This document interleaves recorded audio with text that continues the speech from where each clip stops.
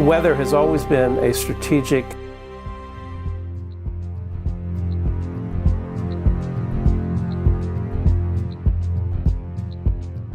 desire to control by the generals, whether it was Napoleon marching towards Moscow, or Hitler in his Russian campaign, or our own Pacific Fleet trying to understand typhoons and use them for our strategic advantage. War and weather are very closely connected, and they've been connected ever since about 1812 or so, maybe earlier than that. Hannibal had to face the snows in the Alps. And so there's a long history of weather and warfare interaction. One of the ideals of the Air Force is to have this all-weather Air Force, or to have their pilots coming back safely and using the weather as a salient against the enemy and clearing out their own airports from, say, from ice fogs or from bad weather. And so if the idea here is that if we can fly and they can't, that's a great military advantage. There was also research studies on hurricanes that the scientists were truly curious about the behavior of hurricanes, but their military patrons were very interested in how to steer them or direct them in certain ways, almost as a guided weapon. One of the biggest concerns of early cloud seeding, weather control activities by the General Electric Corporation, came from their lawyers, who thought that the corporation was totally vulnerable to lawsuits, because if they started to make fair or foul weather, the people down below in Massachusetts or downwind of Schenectady could institute massive lawsuits that could put GE out of business.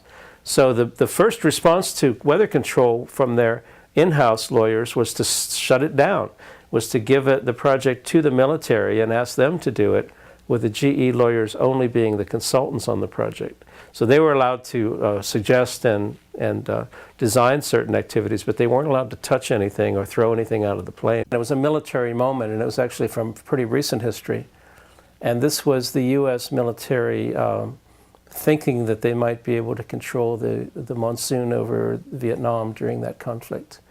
And so only a handful of top-level military advisors and the president were informed that they were going to try to make it rain over the Ho Chi Minh Trail and try to have some military advantage by doing this kind of intervention. Meteorology and the military have a very long history, as I said, and it goes into the strategic advantage that multiplies your traditional force, that is your armament, into using nature to your advantage as well. It will affect the setting up of the storm tracks, the jet stream, the location of the storms.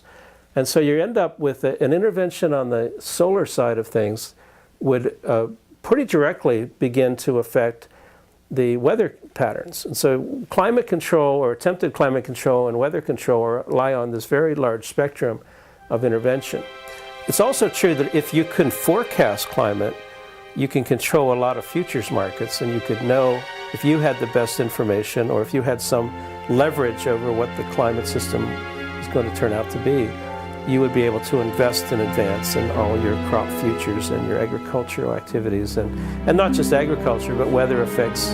I think it's something like 80% of the US economy is weather sensitive, and so all kinds of businesses would like to see some weather edge, some advantageous information that they would have. And if you think of Western history, there's a lot of it concerning water rights and even water wars.